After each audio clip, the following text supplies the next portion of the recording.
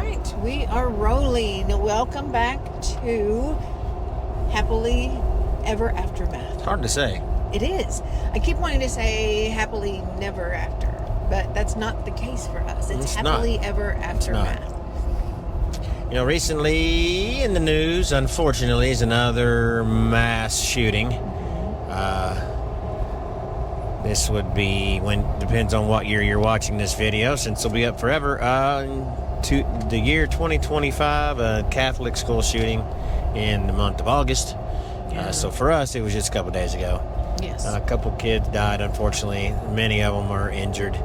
And anyway, every time there's one of those, you're going to have somebody get up there to the microphone and they're going to say, you know, hug your kids a little tighter.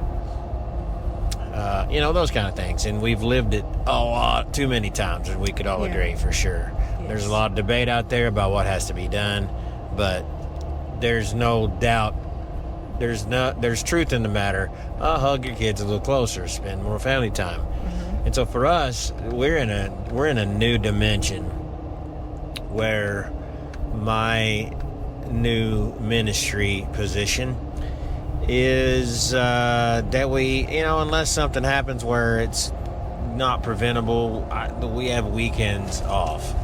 And so my wife has weekends off too. Yes. And so I have not even experienced what it's like to receive the comment, hey, have a good weekend. I mean, I just never answered that. I'm like, oh, well, you do the same. Because so for 10 years, I haven't had weekends off. And I think we figured for almost 30 years, I haven't had a Sunday off, really. There might have been some vacation trips in there, but in my ministry position before, I mean, Sunday was game day, you know? And so almost 30 years, not having Sunday is not a working day. And just about 10 years not having the whole weekend with any respect. And so it's going to take me a while to get used to it, because then, you know, like this morning on the college game day, they were like, happy Memorial Day or happy Labor Day weekend. And I went into where my wife was. I was like, yeah, happy Labor Day weekend, because I can say that now. Now, listen, if you don't get weekends off, we feel for you. But this is not certainly any kind of place that we haven't been, because we have been. Yeah. So we're really enjoying that, because I'm not going to live in regret, but I've missed some things that I would prefer to have been at that were family-related things, and you can't get those back. We were talking just yesterday. You know, I'm never going to put one of my children to bed again. I'm never going to carry my children up the stairs to bed. I'm never going to teach one of my children to ride a bike again. Right. I'm never going to potty train them again, teach them to use a fork, throw a ball. That is, you know, it. To quote Driscoll, if you get to live to be 100, Lord willing, the band has taken the field at halftime.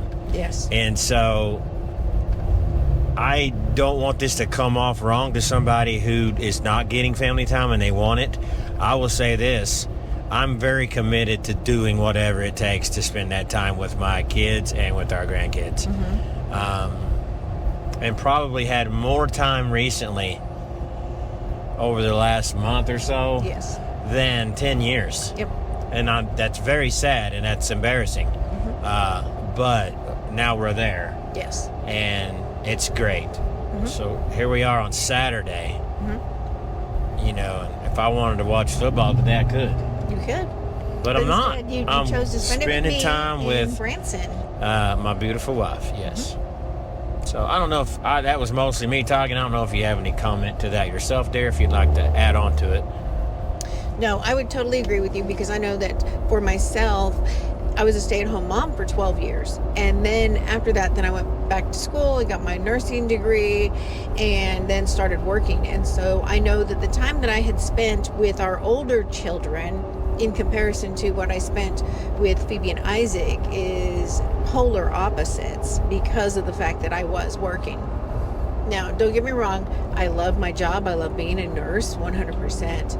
But there were days where, yes, unfortunately, I was not able to be at those track meets or at that, special event type things. And so that does hurt. Going back to you talking about how you haven't really been able to spend much time with the family, you were able to be there for Temperance's birth, I believe, or be off on that day.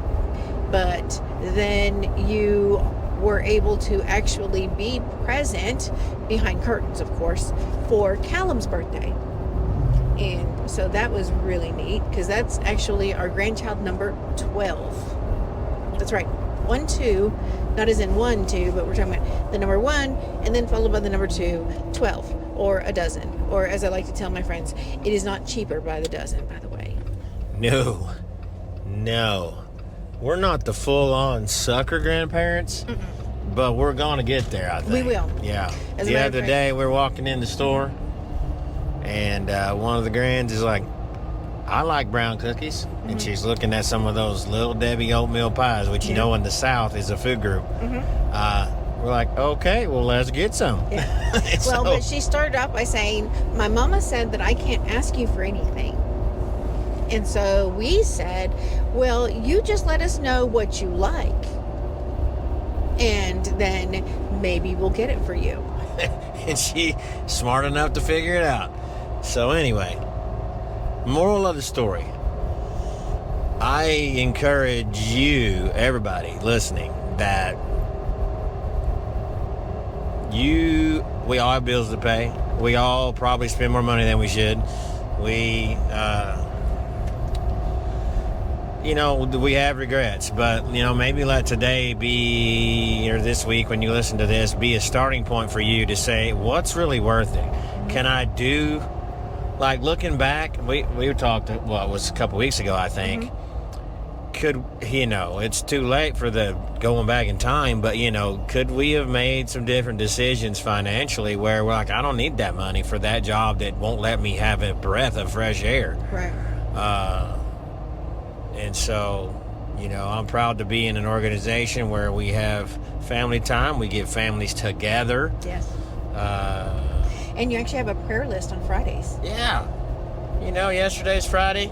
Guess what we get? Company-wide prayer list. Yes. Gonna pray about stuff together. That's right.